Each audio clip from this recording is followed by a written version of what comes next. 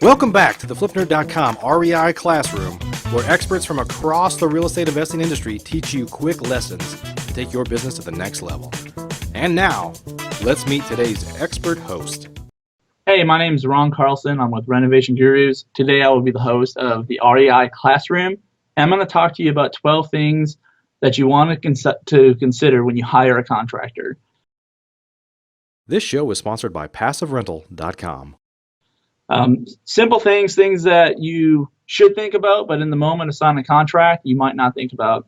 The first thing is how much money is due up front. Most contractors are going to require some sort of down payment, some sort of upcharge. Hey, they need to pay for their labor and their material. So you want to know how much money is up front. And talk about that before you sign any paperwork, before you make a final commitment, because if you don't, the number you thought that you were going to pay may change in the middle of your rehab or in the beginning. You know, let's say that the contractor wants $10,000 up front and you only want to pay $2,500 up front. You're going to want to hash that out right in the beginning. How much money is due upon completion? As somebody who's hiring a contractor, you should never, ever, ever pay 100% of the job completion until it's 100% completed and you're satisfied. So know how much you're going to pay up front, how much it's going to take to complete the job, and then you're probably going to have a draw process in the middle, maybe 1 or 2 or 3 payments in the middle of that. Just know how much you're paying. Get it all in writing, all on paper, so there's no discrepancy at the end. What happens if the contractor does not start the job or doesn't complete the job? You should know that and have a discussion or have that in writing with your contractor. Look at your bid and see if the material is included in the bid. There's a couple different ways to write bids. Some contractors say labor only, some do material only, some combine labor and material. I've seen a lot of contracts. As a contractor, I see a lot of contracts from other contractors, and they're very vague. You want to know what you're getting and how much you're paying for it. So if it says toilets, $50, does that include the cost of the toilet, or is that labor only, or is that the cost of labor and the cost of the toilet? A lot of times it's just having a conversation. What does this really include? But make sure that the contract and the bid are both very, very clear, or you're going to have problems with your contractor later. Is labor included in the bid? We just talked about that. Same concept. Just make sure you got labor and material included, and you're not going to get blindsided with additional expenses later.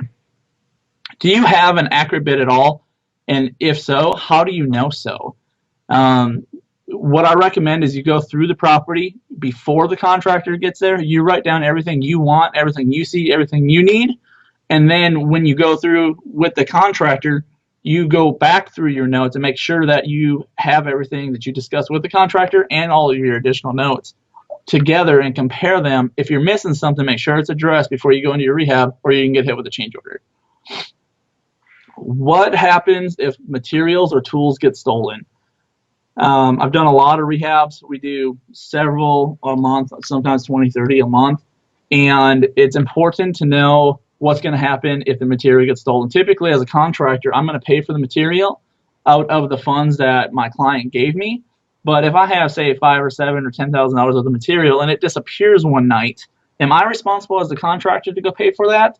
Or is the homeowner responsible to pay for that? Hash it out in the beginning, or you're going to have problems if it does happen. It typically should not happen, but things happen, and you just want to be safe when you're going into a contract. Who's liable for doing the work wrong? Are you liable for doing the work wrong as the client, or is your contractor? If you're hiring a handyman or a day laborer, are they responsible for the work going wrong, or are you going to pay them extra to do it right? Just some tips to clarify that some conversations that you should have with your contractor. And I say this because I see it all the time, and a lot of people with goodwill trying to do good things, working together, it doesn't always work out because they just didn't have simple conversations. What is the start date? When can you start, Mr. or Mrs. Contractor? When can you start, and when are you going to be done? I want to know, and I want it in writing so we can hold each other accountable.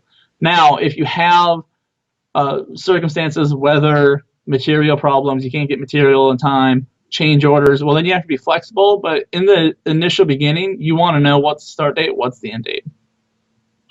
And then what's going to happen if the job's not complete on time? If you're 6 or 8 weeks over time, are you going to compensate me as the is the contractor going to compensate you? Is there going to be a penalty? Is there a fee? Are you just going to be okay with it because it takes a little longer? Talk to your contractor, find out what that is that they're going to do in the case that they are running a little bit late. What kind of payments does your contractor take? A lot of people don't think about this before they get into a rehab.